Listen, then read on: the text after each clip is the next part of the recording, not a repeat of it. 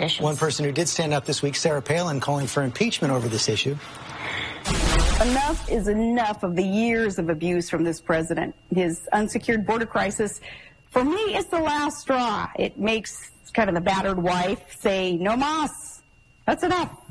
It's time to impeach. She wasn't a particularly good vice presidential candidate. She's an even worse judge of who ought to be impeached and why.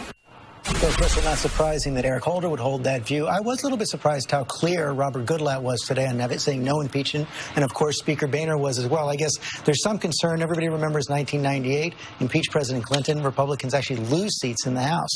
Yeah, no responsible Republican elected official has called for impeachment, and one problem with it is, of course, you just get Joe Biden as president. The Republican task is to elect a Republican Senate and elect a Republican president in 2016, not to create a phony issue which allows Democrats to make Republicans look extreme.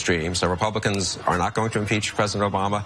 They are, I think, going to make the case for why a Republican Senate could check President Obama in 2015 and 2016, and why a Republican president is needed to replace President Obama. I think Bill is completely right. I mean, nobody of responsibility, nobody in leadership, nobody of relevance has talked about impeachment. The lawsuit is about constitutional powers and the separation of powers. So can we stick to talking about what people who actually can make something happen say, and not what folks who just want to make headlines say? I think a lot of Democrats want them to keep talking about impeachment. Of course. Well, you know, they reap what they sow here. So leaders are being somewhat responsible, but they've fomented all this out there. I actually think if you look at the Iowa Republican caucus attenders and the South Carolina primary voters, I bet you have majorities in the Republican electorate saying he ought to be impeached. So that's what you're dealing with out there. And you also have a majority of people saying they don't want to hear another word from Sarah Palin. I saw that poll this week as well. There may be close to unanimity on that, yes. I'm not sure John Boehner would agree that he's responsible for anything Sarah Palin says. We got to take a quick break. Before we go to break, our Powerhouse Puzzler, as you saw,